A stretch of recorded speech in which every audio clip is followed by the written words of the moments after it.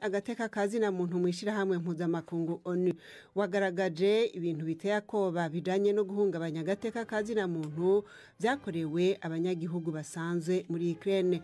Uwo mugwi umenyesha yuko wegeranije ibimenyetso bifatiye ku bwicanyi ndengerabutungane bwagiriwe abantu 50 mu gisagara ca Bucha, aho bamwe muri bo bishwe ikivunga. Uwo mugwi wemeza yuko ubwicanyi nka bene ubwo buharugwa mu byaha byo mu ntambara, kandi ko atari Bucha honyene ibintu nk'ivyo vyabaye. Intumwa zijejwe kugenzura yubahirizwa z'agateka kazina muntu mwishira hamwe ONU zemeza yuko nazo nyene zaronse ibirego birenga 300 bijanye n'abanyagihugu bivugwa yuko bishwe mu turere twa KYIV, Chernihiv, Kharkiv na Sumi, aho hose ngo hagenzurwa n'ingabo z'Abarusiya mu mpera z'ukwezi kwa kabiri no mu ntango z'ukwa gatatu. Uwo mugwi wongera koko uri kurasuzuma n'ibirego bikomeza kwiyongera bijanye n'ihohotera rifatiye ku gitsina rikoregwa abagore, abagabo, abakobwa ndetse n'abahungu. Umukuru w'ubumwe bwa Burayi Charles Michel yavuze ko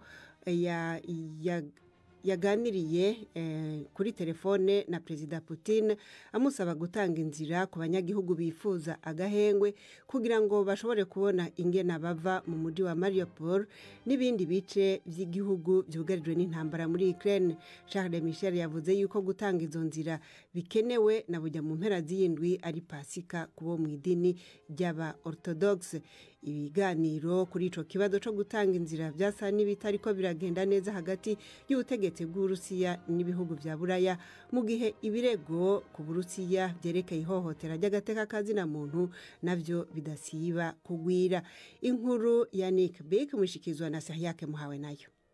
Ikiganiro kuri telefone hagati y'umukuru w'akanama ka Buraya na Vladimir Putin ni kimenyetso ko kuvugana hagati y'Uburusiya n'Uburaya kutahagaze burundu, naho atakimenyetso ko abo bagabo babiri hoba hari ikintu icarico cyose babumvikanye.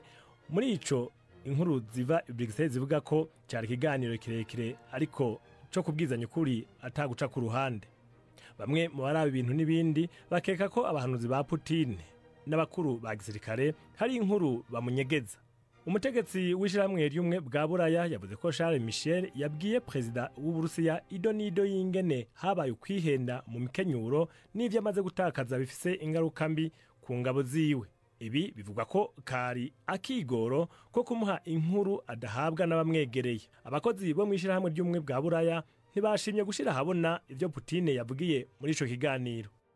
Mu Faransa no munsi niho kwiyamamariza ingunga ya kabiri y'amatora y'umukuru w'igihugu birangira. Perezida Emmanuel Macron akaba asanzwe ari ku butegetsi n'uwo rero bahanganye Marine Le Pen yegamiye ku migambwe igendera ku vyiyumviro bikaze vy'iburyo, bariko batera kamo kanyuma abazokwitabira amatora yo ku munsi w'Imana batarerekana neza aho bahagaze. Mu gisagara ca Figeac mu manuko bushira uburengero, aho benshi bumvikana baririmba ngo Macron president, bwana Macron yizeye kwigarurira abenshi magira kuri miliyoni 8 bari guhunda amajwi. Jean-Luc Mélenchon yaviriyemwo ku ngunga ya mbere y'amatora, ari kuba rero gwiwe agaheza akegukira Emmanuel Macron. Biharuro vy'igendereza vyerekana yuko bwana Macron ari imbere, ariko kuba benshi batazoja muri aya matora ngo bishobora kugira ico bihinduye ku biharuro bizovamo. Imyamamazo ya nyuma Marine Le Pen yayigiriye mu gace ka Etaples. Hamwe Macron yotsinda yobabaye umuperezida atsindiye gutwara ikiringo ca kabiri wa mbere kuva muri 2002 inyuma ya Jacques Chirac. Uwahoze ari perezida wa Kenya Mwai Kibaki yitavye Imana ku myaka 90.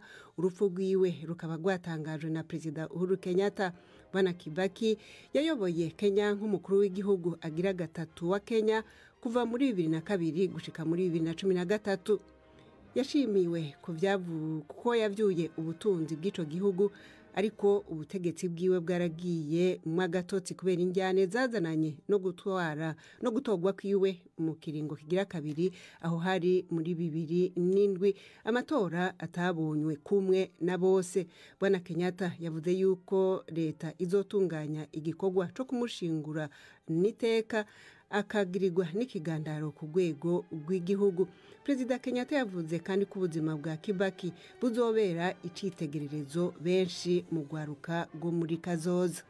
As a university lecturer, a legislator, member of parliament, nk'umwarimu wa kaminuza, umushinga amateka mu kiringo c'imyaka 50, umushikiranganje, icegera c'umukuru w'igihugu, umukuru w'abatavuga rumwe na leta, hanyuma nka perezida agira gatatu wa Republika ya Kenya, Emilio Mwai Kibaki yari ntashikirwa mu gukunda igihugu.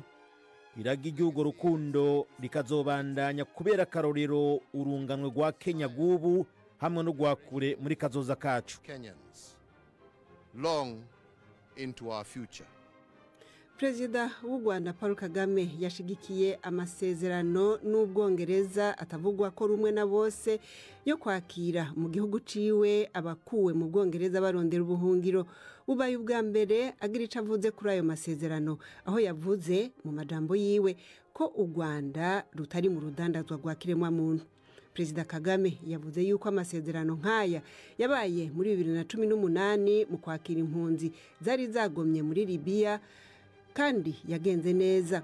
Leta y'u Rwanda imenyesha yuko abantu hafi 1000 bakiriwe mu Rwanda bava muri Libya kandi ca gatatu cabo bakaba bamaze kwimurirwa mu bihugu vya Burayi na Canada. Imigambwe itavuga rumwe na leta n'amashirahamwe haranira uburenganzira bwa kiremwa muntu baraneguye ayo masezerano. Prudent. Urakoze Florentine kwizera kuri amakuru. Ikaze ku makuru arambuye duhera muri Republika ya Demokarasi ya Kongo, ariko tuyifatiye muri Kenya. Abakuru b'ibihugu by'akarere k'ibiyaga bigari baraye batanze inzira nshya z'uburyo ikibazo cy'imitwe yitwaje intwaro ijagaraye mu burasirazuba bwa Republika ya Demokarasi ya Kongo irangira.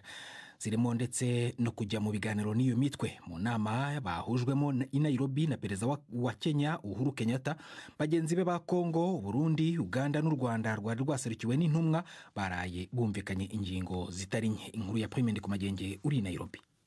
Muri yo nama igira kabiri inyuma yabaye mu ntango z'ukwezi kwa kane, imwe mu ngingo zikomeye zashitsweko nk'uko biri mu itangazo ryasohotse inama iheze nuko haba umubonano hagati y'umukuru w'igihugu ca Kongo Felix Tshisekedi n'imigwi yitwaje ibigwanisho.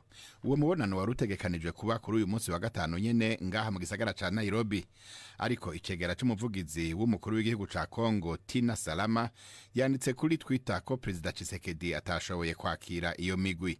Bishobora kuba vyatewe nuko igihugu ca Kenya kuva uyu munsi kiri mu kigandaro canke icunamo inyuma y'urupfu rw'uwahoze ari umukuru wacu Mwai Kibaki.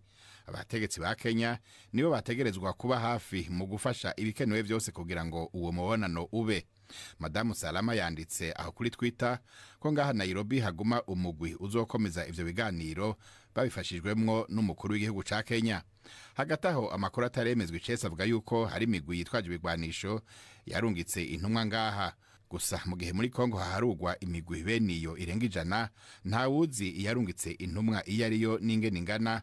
Ubona ko n'itangazo risozera inama y'abakuru b'ibihugu ritavuga yari kubonana na Perezida Tshisekedi iyo ariyo. Gusa abakuru b'ibihugu bumvikanye yuko imigwi yitwaje ibigwanisho y'abanyekongo yose itegerezwa kwitaba bene izo nama atana kimwe ibanje gusaba.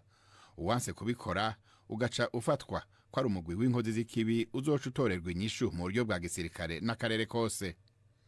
Ku migwi yitwaje ibigwanisho ituruka mu bihugu vyo hanze, abakuru b'ibihugu bashize ku ngingo yuko itegerezwa gushira ibigwanisho hasi gasubira mu bihugu iturukamwo, bitabaye yuko igafatwa nayo nyene nk'imigwi y'inkozi z'ikibi izohangana n'inguvu za gisirikare z'akarere kose. Na cyane yuko bakuru b'ibihugu bumvikanye ko hashingwa buno nyene ingabo z'akarere zamaziteguye gukora bene ico gikorwa. Igihugu ca Kongo akaba arico cahawe uburongozi bwo gushiraho izo ngabo z'akarere. Abakuru b'ibihugu biyemeje gusubira kubonana mu kiringo c'ukwezi kugira ngo harabaho ivyo bumvikanye bizoba bigeze gushirwa mu bikorwa.